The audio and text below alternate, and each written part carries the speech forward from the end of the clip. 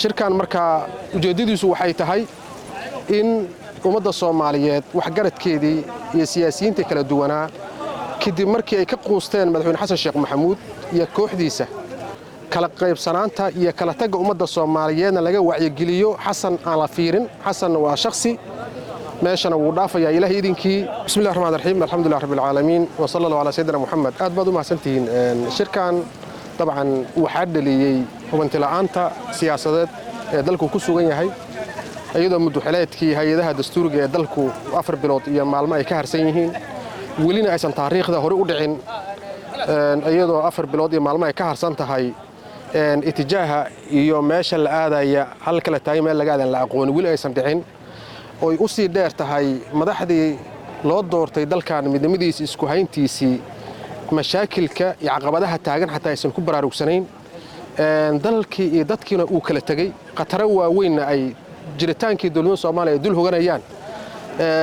ayaa waxaa Allah ku mahadsanay gowashan fidiyay madaxweynaha Jubbaland Axmed Maxamed Islaam shirkan markaa ujeedadiisu waxay tahay in ummadda Soomaaliyeed wax garadkeedii iyo siyaasiyiinta kala duwanaa kadib markii ay ka quusteen madaxweyne xasan sheekh maxamuud iyo kooxdiisa in halka inta la isugu yimaado laga tashto dalkan maslaxa maxay ugu jirtaa waxay ugu jirtaa doorasho waqtigeeda ku dhacda heshiis lagu yahay in la helo taa horta in laga tashto kala qaybsanaanta iyo kala tagga ummadda Soomaaliyeedna laga wacyigeliyo xasan aan la fiirin xasan waa shakhsi meeshana wuu dhaafayaa ilaahay idinkii ummaddan midnimadeedii wadajirkeedana dhowrana laga tashto intaa waxaa sii dheer dalku dastuurkiisii iyo shuruucdiisii xataa khalkhal ayay geliyeen oo dalka dowladnimada Soomaaliya waxaa saldhig u ah dastuurka ummadda Soomaaliya heshiiska ku ahayd 4 cutub oo hanaankii dastuurka loo dhammaystiri lahaa loo marin oo rabitaan shakhsi lagu saleeyay ayaa inta laga bedeshay inta kale 12 karaf laga qaaday 12 afarta cutubna waxay khilaafsan tahay dhammaan way khilaafsan yihiin marka runtii shirkan wuxuu yahay khatarahaas in xal looga helo insha Allah ta'ala ana xal rasmi inuu ka soo baxo ummadda Soomaaliyeed isla qaadatan rajaynayna insha Allah ficil lagu tilmaami karo meel badan waa ka sheegnay qof cod waxa la yiraahdaa doorasho sideeda markuu dalka dimuqraadi yahay doorashadu waxay leedahay mabaadi asaasi ah oo la isla yaqaan maxay yihiin laba ayaa budiga ah oo muhiim ah koow doorashada ayada ah dadka ay khusayso dhan inay hanaankeeda isla ogol yihiin heshiisna ku wada yihiin sida loo fulinayo hay'adda ama guddiga fulinayana in heshiis lagu yahay guddiga fulinaya dastuurku khilaafsay hanaanku u dhisan yahay sida loo dhisay heshiis lagu maan hal group ayaa samaystay qof iyo codna weli lama gaarin dadku uma diyaarsano oo xasan asay hadda taagan 4.5 kan weli aalinayna 4.5 markaad ilaalinaysa xildhibaanada baarlamaanka federaalka ee 4.5 ku fadhiyana waxaa jira qabaa'il Soomaaliyeed oo tiro badan oo aan xildhibaan lahayn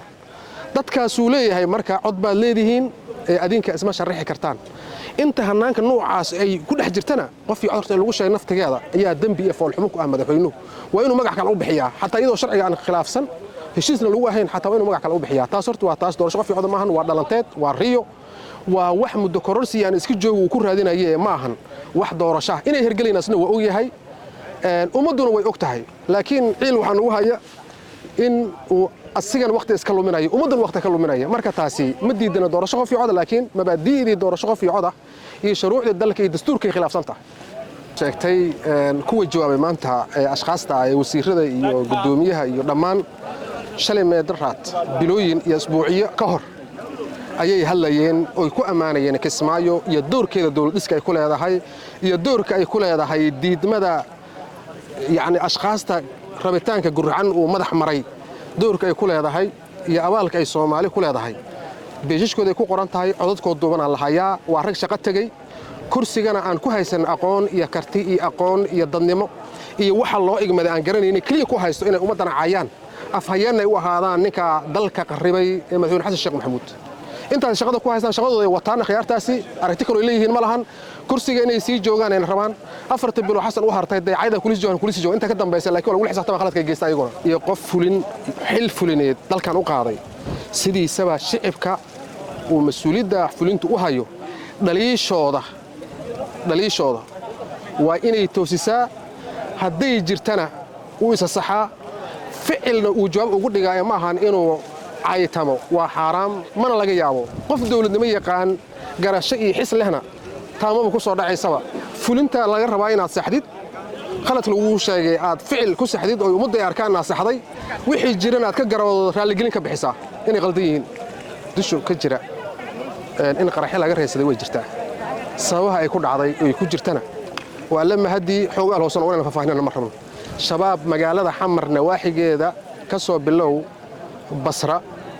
ilaa iyo xeebta lagu yimaado jasiira agteeda lagu yimaado meel aysan joogin ma lahan xamar ay ku hareeraysan yihiin waa la yaqaan ceelasha biyaha habeenadii yimaadaan magaalada dhexdeeda maxaan ku rahday ay falal ka geystaan waxaad goobjoog u aheedeen godkii ama xaruntii ugu muhiimsaneed dalka maxaan ku rahday godka jilcow in ayagoo cabdibale wata ay galeen bilooyin ka hor marka yacni amnigu waxay noqotay dawladda waxa kaliya oo ay ku gabato amniyaa jira amni inta qof Soomaaliya uu khalkhal dareemayo jaamka aad aragteen iyo qoryaha lala soo boodayo bajaajada lagu celinayo uu dareemayo inta maxaan ku rahday taagtaag uu ku jiro intuu qofka cadaalad darro dareemayo intaba wax amni ah oo qofku dareemayo amni macnuhu leeyahay ka qaldan gabaadayna ka dhigteen marka ayaduna dabcan waa la isaga daba tagay waa la isaga daba imaanaya